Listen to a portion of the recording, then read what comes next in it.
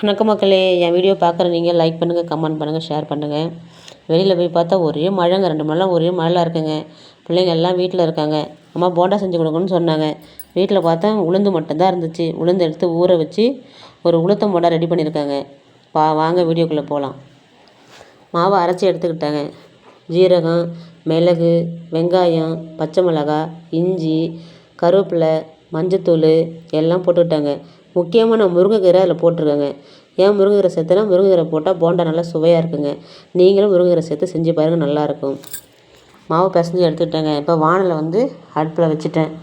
வானலில் வச்சு எண்ணெய் ஊற்றியாச்சுங்க. எண்ணெய் நல்லா காயட்டும். காஞ்சிட்டு போண்டா நல்லா பிடிச்சி போட்டிருக்கேன். பாருங்கள் எப்படி போண்டா நல்லா புசு புசுன்னு வந்துட்டுருக்கு. நல்லா மெரூன் கலரில் இருக்குது பாருங்கள்.